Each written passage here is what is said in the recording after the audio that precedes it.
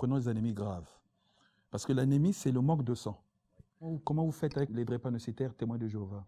C'est un casse-tête quand même, puisqu'ils sont contre la transfusion. Vous n'avez pas des exemples où les parents ont accepté malgré tout, parce que pour sauver quand même l'enfant? À ma connaissance, j'en ai pas eu. Peut-être le docteur Coco en a eu, mais moi, non, je n'ai pas eu en connaissance. Ils refusent. Et ils sont catégoriques. Donc les petits drépanocytaires témoins de Jéhovah sont condamnés à mourir alors? Bon, c'est un problème médico-légal. Hein. Si les parents ne veulent pas du tout qu'on transfuse leur enfant, je ne sais pas, vous ne pouvez pas prendre la décision de le transfuser. Mais moi, dans mon expérience, il est arrivé qu'un enfant a été transfusé parce que sur place, dans le bureau du médecin, de consultation du médecin, donc au CHU, je passais une garde, je crois que ça devait être en 92. Il y a eu donc une querelle entre le papa et la maman. Ils ne se sont pas entendus sur le refus ou la transfusion, l'acceptation de transfuser l'enfant. Donc deux parents témoins de Jéhovah, oui. Ouais, deux parents témoins de Jéhovah, ils ne se sont pas entendus, mais pendant qu'ils étaient en train de se chamailler, qu'est-ce qu'il faut faire? L'enfant était là, on l'a mené en soins intensifs, mais ils étaient en train de se chamailler, ils ne s'entendaient pas. La mère dit, mon enfant, il faut transfuser. Le papa dit, il ne faut pas transfuser. Et cet enfant, avec le concours de l'administration, et puis on a fini par... Et les parents des deux qui étaient arrivés, ils ont fini par demander qu'on transfuse l'enfant, il a été transfusé. Et l'enfant vit. Mais sinon, c'est difficile, hein, c'est une situation difficile pour le médecin. Hein, il n'accepte pas. Et ça se passe comment? Quand c'est comme ça, vous faites signer une décharge aux parents ou c'est... Oui, mais ici, parce que c'est quand même... c'est notre enfant, on ne le transfuse pas, nous sommes témoins de Jéhovah. Voilà. Et de quoi dépend la fréquence des crises? Comme je le disais, le drépanocytaire vit deux moments. Le moment de calme, où il mène plus ou moins bien ses activités. De temps en temps, cette période est entrecoupée par les crises. Donc, la survenue de ces crises dépend de l'exposition du drépanocytaire à l'un de ces facteurs qui déclenchent les crises. Ces facteurs, pour la plupart, sont connus. C'est la fièvre. Quelle que soit l'origine de la fièvre, dès que le drépanocytaire a une fièvre élevée, même si on ne sait pas l'origine de la fièvre, la première chose, c'est prendre un médicament qui fait baisser la fièvre, comme le paracétamol. Parce que le fait que la fièvre soit élevée, la température soit élevée, peut déclencher les crises. Deuxième chose, c'est le froid, par exemple, surtout le froid humide, peut déclencher les crises. Troisième chose, c'est la diminution d'eau, ce qu'on appelle en médecine la déshydratation. Quand le malade est déshydraté, quelle que soit l'origine de la déshydratation, ça peut être, il a beaucoup vomi, ça peut être une grande diarrhée, ça peut être un coup de soleil, il a beaucoup transpiré, il peut faire la crise. Un autre facteur, c'est l'effort physique. Quand le drépanocytaire fait un effort physique soutenu, soit un sport de compétition, où il joue au football, il peut faire la crise.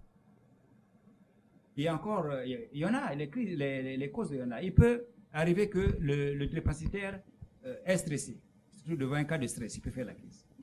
Nous en recevons beaucoup qui passent leur bac ou leur brevet sur le lit de l'hôpital. Donc il arrive à l'entrée de la salle d'examen et fait les crises. On l'amène à l'hôpital et le jury le suit à l'hôpital pour venir lui faire passer les épreuves. Donc le stress. Et il y a bien d'autres causes, comme la grossesse aussi parfois. Chez les drépanocytaires qui sont en grossesse, ça augmente le nombre de crises. Donc ça demande qu'ils soient bien suivis pour ne pas qu'il y ait souvent des crises. Donc il y a ces facteurs-là qu'il faut identifier et donc éviter à faire en sorte que le drépanocytaire ne soit pas exposé à ces facteurs pour qu'il ne fasse pas beaucoup de crises. Même le simple jean, là, les habits serrés là, que les drépanocytaires mettent, les habits trop serrés, empêchent une bonne circulation du sang, peuvent entraîner la crise. Ou encore se retrouver dans un milieu où il n'y a pas beaucoup d'oxygène. Vous êtes dans une petite salle, vous êtes nombreux, vous êtes étouffés, il n'y a pas beaucoup d'oxygène, vous pouvez faire les crises. Je voulais juste rajouter, c'est pour ça que dans les sensibilisations, nous avons ce qu'on appelle les 10 règles d'or, qu'on annonce aux enfants, enfin au personnel, à l'auditoire. Donc nous avons des flyers qu'on a confectionnés avec le concours de l'INRAP pour rendre les mots médicaux plus simples. Et donc quand on fait les sensibilisations, c'est ce qu'on dit aux enfants, de ne pas porter des jeans trop serrés, de ne pas être à un endroit où c'est mal ventilé, de ne pas faire un effort physique soutenu, de boire beaucoup d'eau.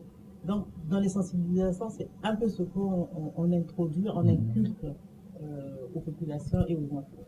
Parce que bon, aux enfants, pourquoi? Parce que nous faisons le collège, le lycée. Le collège, pourquoi on prend la place de troisième? Parce qu'ils sont à même de comprendre ce que c'est la transmission génétique. Donc, ils comprennent plus facilement comment se transmet la drépanocytose. Et puis, c'est des futurs parents. Donc, il faut qu'ils fassent l'électrophorèse. Au moins, ils sauront le choix du partenaire. Si c'est un AS, un SS, faut éviter les contacts. Enfin, faut éviter un mariage avec quelqu'un. Si on est deux AS, éviter le mariage, quoi. Enfin, éviter de faire les enfants avec quelqu'un qui est porteur d'un trait drépanocytaire, si soi-même on est porteur du trait drépanocytaire.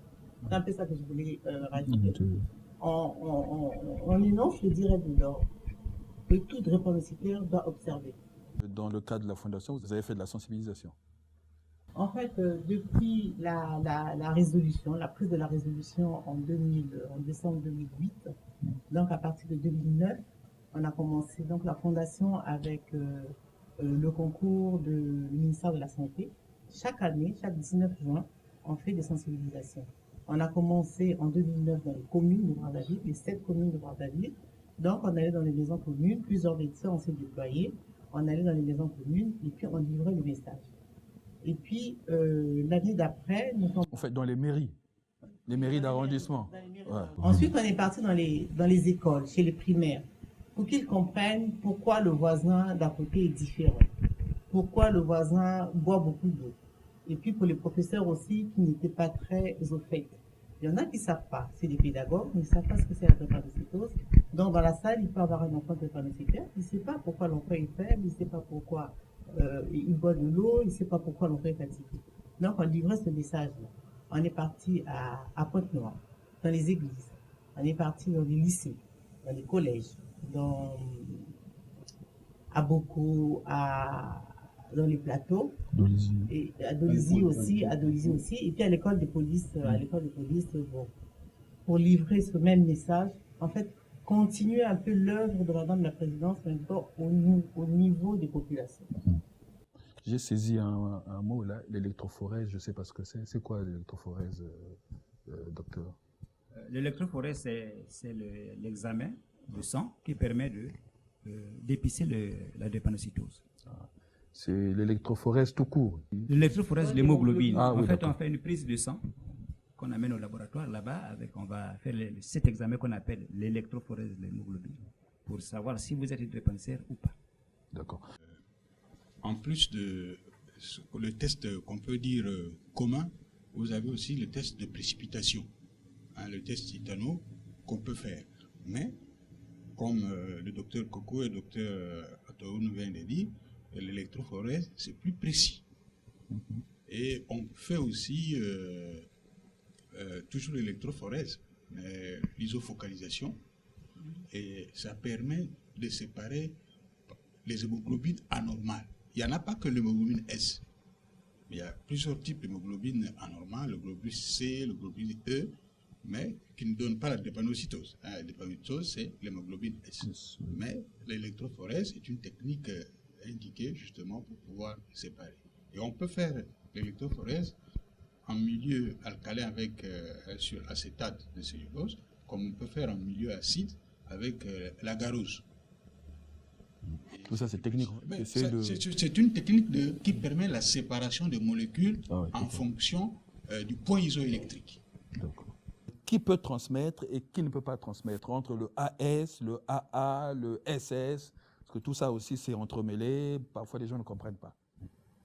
L'hémoglobine normale, c'est ce qu'on appelle l'hémoglobine A.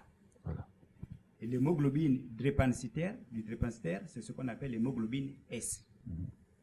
Alors, si vous avez deux parents qui ont l'hémoglobine normale, donc le père est AA, puisqu'il a reçu de ses deux parents l'hémoglobine normale, la mère est également AA, puisqu'elle a reçu de ses deux parents l'hémoglobine normale, ils ne peuvent transmettre à leur enfant que l'hémoglobine A.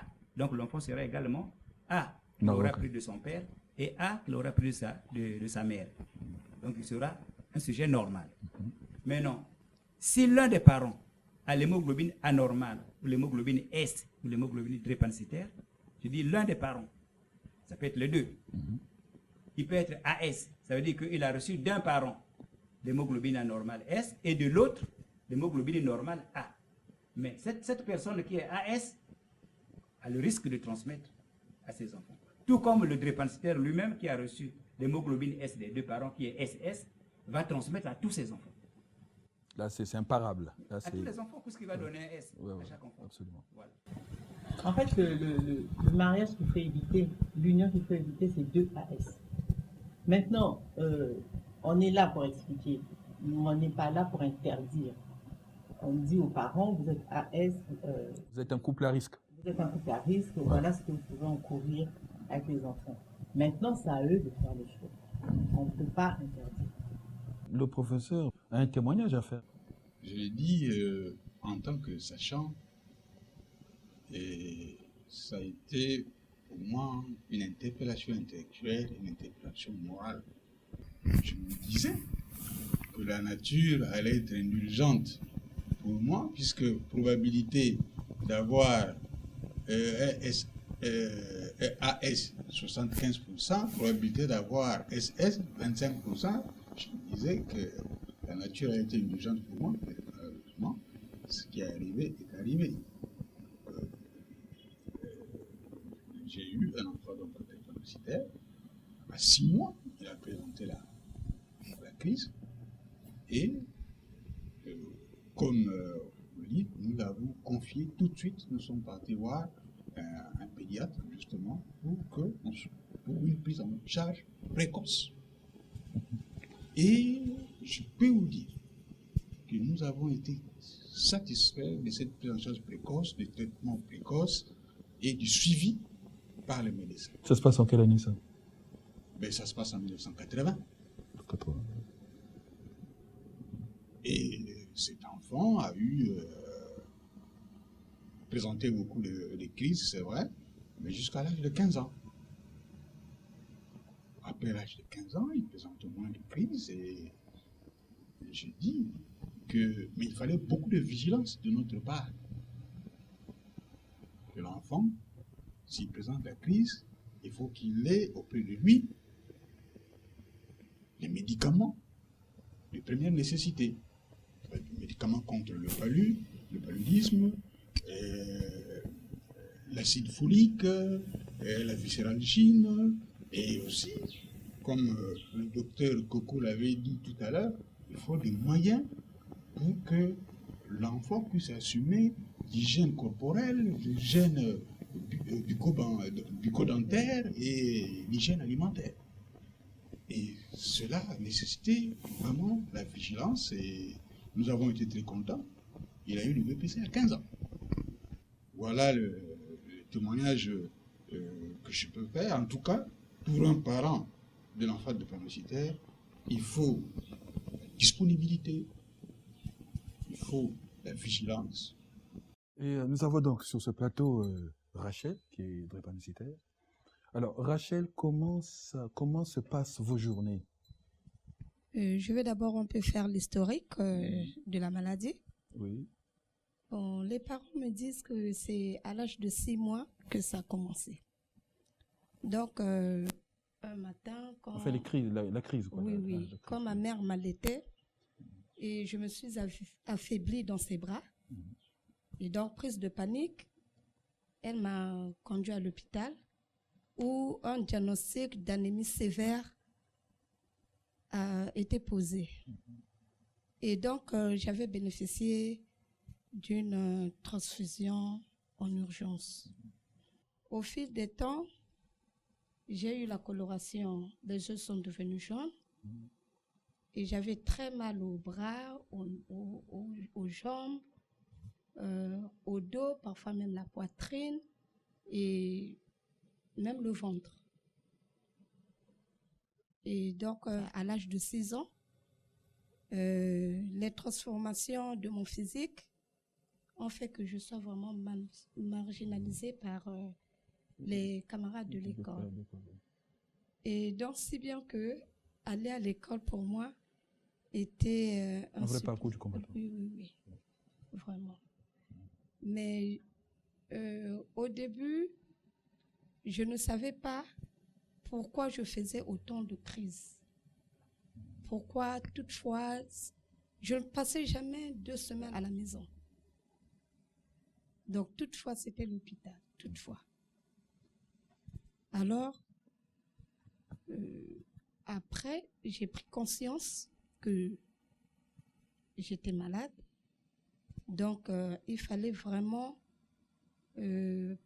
d'abord prendre ça en moi et puis regarder qu'est-ce qu'il faut faire pour ne pas toujours tomber dans les crises. Et soit dit en passant, vous avez réussi dans vos études, puisque Oui. vous êtes assistant Je suis social. assistante sociale, oui. Voilà. On a fait un reportage sur vous. On s'est rendu à votre lieu de travail. Nous allons ensemble suivre l'élément qu'on a préparé sur vous.